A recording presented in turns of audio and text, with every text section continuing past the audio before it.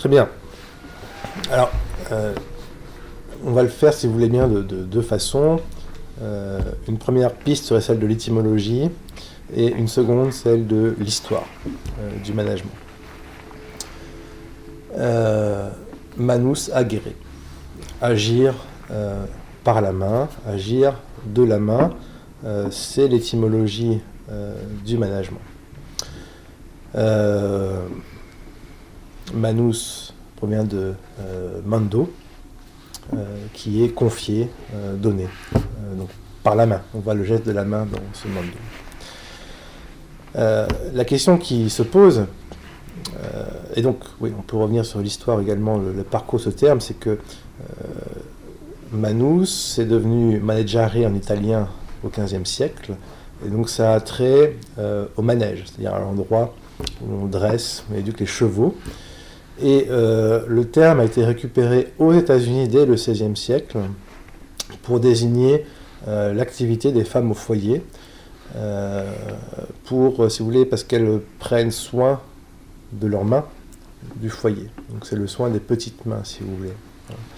Et ce n'est qu'au XIXe siècle que le terme a été utilisé par les ingénieurs dans l'usine pour désigner leur activité, en gardant évidemment cette connotation d'attention, de soin, d'entretien. Ça, c'est un peu la trajectoire du terme. Alors, cette étymologie pose au moins une question. Parce que si le management a à voir avec la main, c'est-à-dire avec le maniement ou avec la manipulation, au sens étymologique et technique du terme, pourtant les managers, eux, ne tiennent rien en main. Ils ne sont pas en train de transformer de la matière. Donc la question qui se pose, c'est quel est donc l'objet de la manipulation ou du maniement ou de la manœuvre du manager? Et donc la thèse que je défends, mais m'inspirant cela de Foucault ou de Frédéric Lordon plus récemment, c'est que le management, l'objet même du management, c'est le désir humain. Et pratiquement toutes les études le montre. On sait que quand un sujet aime ce qu'il fait, c'est-à-dire le désire profondément, il est plus performant. Donc, le management, c'est un ensemble de techniques scientifiques, on y reviendra, destinées à gouverner le désir des êtres humains, parce que si on ne le faisait pas, ils ne feraient pas spontanément d'eux-mêmes ce qu'on leur demande de faire. Le management commence là où le contrat de travail s'arrête en réalité. Alors, et on va retrouver ces caractéristiques dès Taylor. Ça m'offre une transition pour Taylor. Bon, disons que Taylor a écrit le premier traité de systématisation de la doctrine managériale. Il y a déjà eu des essais avant lui. On peut penser à Charles Babbage, notamment en 1830, qui avait écrit un traité des usines, traité des machines et des manufactures.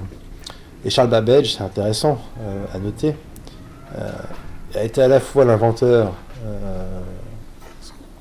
parfois on appelle ça l'ancêtre de l'ordinateur, une machine à calculer, suite à Pascal notamment, et à la fois un théoricien de l'organisation du travail.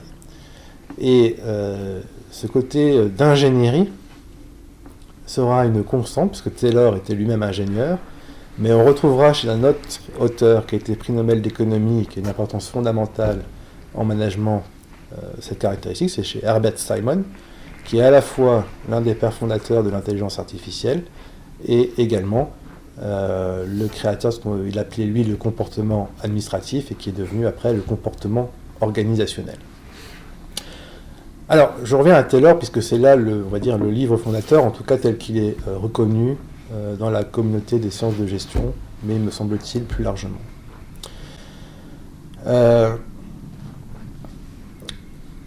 Disons que la rationalisation du travail que Taylor avait déjà analysé dans des ouvrages précédents, notamment dans Shop Management, traduit sous le titre de Direction des ateliers, n'est que le vernis du Taylorisme. Bon, alors on le sait, si vous voulez, voilà, il s'agit de rationaliser l'organisation du travail, notamment par l'utilisation du chronomètre et la rationalisation des mouvements que l'on découpe en séquences et en gestes afin de les optimiser dans ce que Taylor appelle un one best way, c'est-à-dire la seule et unique façon d'être absolument performant. Bon, il y a là tout simplement chez Taylor l'application des principes de la physique newtonienne à l'usine, puisqu'il redéfinit un rapport d'espace et de temps, c'est-à-dire de vitesse, redéfinir les mouvements par rapport au chronomètre. Et l'optimisation de la vitesse se trouve dans l'accélération, le calcul mathématique est une dérivée en fait. Bon, mais ça, généralement, c'est ce qu'on retient, aussi parce que les sociologues critiques du taylorisme se sont concentrés sur l'aliénation qui, à juste titre certainement d'ailleurs, qui résultait de cette rationalisation du travail encore amplifiée par la ligne d'assemblage chez Ford, le travail à la chaîne. Certainement aussi parce qu'on regarde l'image des temps modernes de Charlie Chaplin.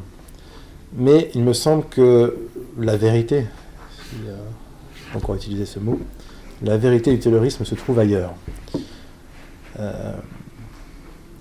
Moi, si je souligner deux aspects. D'abord, il y a une anthropologie qui est sous-jacente à cette rationalisation du travail et qui tourne autour de la discussion de la flânerie.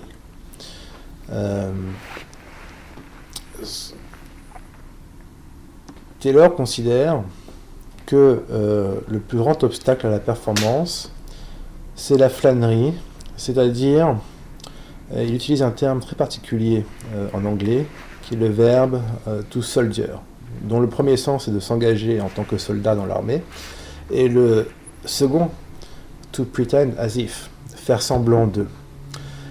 Et donc là, il y a l'éducation d'ailleurs Quaker de Taylor qui revient, la condamnation de quelqu'un qui dissimule ou qui feint de travailler.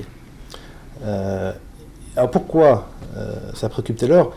Parce qu'il considère déjà que l'investissement dans le travail vient certes du corps, mais aussi de ce qu'on pourrait appeler l'âme. Et qu'il faut donc désirer l'objet de son travail. Foucault disait fixer le désir sur l'appareil de production. Et la flânerie, et Walter Benjamin a consacré plusieurs écrits à la flânerie à la fin de sa vie, entre 1935 et donc 1941, quand il s'est suicidé, parce que justement, Walter Benjamin voyait dans la flânerie un potentiel de révolution, c'est-à-dire un moment où l'espace-temps homogène de l'usine défini par Taylor peut éclater, et pour laisser surgir l'instant du Jetztzeit, ce qu'on appelle Die Jetztzeit, le temps de l'urgence, et donc possiblement d'un messianisme révolutionnaire. Bon. Donc, le management est en réalité une réponse à l'inquiétude que Taylor pouvait porter à cette possibilité de la flânerie chez les ouvriers. Et cela ne quittera pas le management, puisque encore aujourd'hui, les travaux scientifiques portent sur l'implication organisationnelle, l'engagement organisationnel, l'attachement organisationnel, c'est-à-dire autant de mots qui désignent, encore une fois, la fixation du désir des salariés dans l'organisation. Et plus que la fixation, ça c'est peut-être l'apport de Lordon, de Frédéric Lordon, l'alignement du désir des ouvriers et des employés sur ceux de la direction, voire des actionnaires. Ce que Taylor avait déjà compris, sans le thématiser évidemment, mais qui restera comme un leitmotiv du management, c'est que il n'y a que l'entrepreneur ou le créateur qui désire vraiment son travail. Son seul souci, c'est qu'il ne peut pas le faire tout seul. Il est donc obligé d'embaucher pour réaliser ses projets, mais il ne peut pas demander aux autres de désirer ce que lui désirait au même niveau. Et donc le management, c'est un ensemble de techniques qui visent à susciter chez les employés le désir du créateur d'entreprise ou du propriétaire ou de l'actionnaire, etc. Et donc Lordon parle très justement d'alignement des désirs. Alors ça, c'est la première dimension, si vous voulez, anthropologique du management chez Taylor. Il y a une deuxième dimension qui serait, quant à elle, plus politique. À réduire le management à un ensemble de techniques, on passe sous silence sa portée politique. On nous avait déjà fait le même coup avec l'économie, puisque à une époque il existait quelque chose comme une économie politique. Le fait que l'économie soit devenue une science la rend tout à fait indiscutable. Eh bien, si le management est une science, disons une science de l'efficacité dans les organisations, il n'y a pas à discuter du coup le projet politique qu'il porterait en lui. Bon. Mais ouvrons simplement la préface avant de rentrer dans le livre, mais dans la préface des principes du management scientifique, la préoccupation de Taylor, la première, c'est la prospérité de la nation. Donc le management est mis au service de la nation américaine et de sa prospérité et d'une création de richesse. Mais on voit que une seconde préoccupation émerge tout de suite, c'est assez surprenant, c'est que, parce que là on est à la 10e ligne de la préface, donc vraiment à l'entrée du livre, la défense de l'environnement.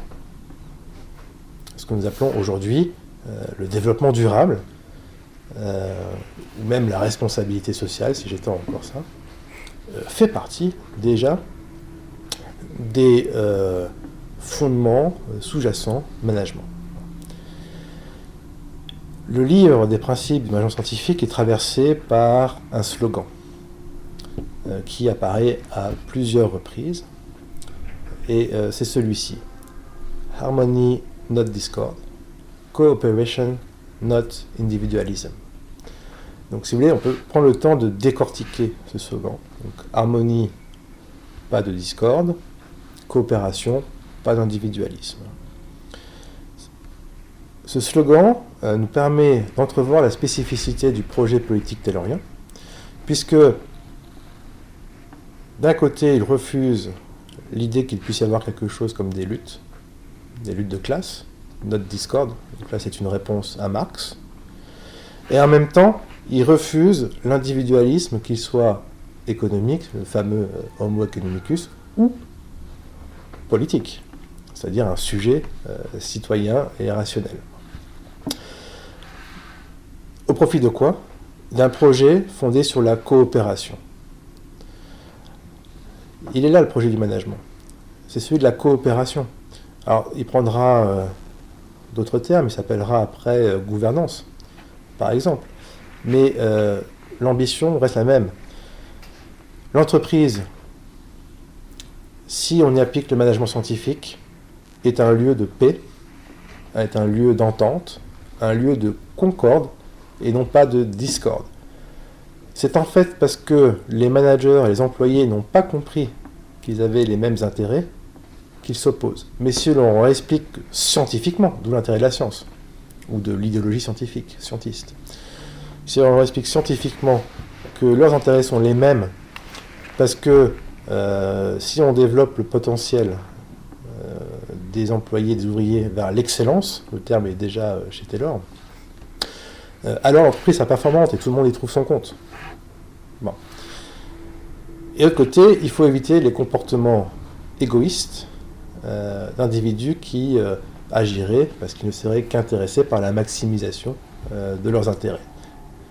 Donc le management, c'est un ensemble de techniques scientifiques visant non seulement à aligner le désir des individus, mais à leur donner le désir de travailler ensemble, alors même que l'organisation est une communauté, entre, je mets des guillemets évidemment à ce terme, artificielle et non pas naturelle, c'est-à-dire construite comme un artefact, et donc il va falloir recréer ce qu'on appelle aujourd'hui une culture d'organisation, comme une seconde couche ou une triple couche de socialisation, afin évidemment de favoriser l'identification des ouvriers ou des employés à l'organisation.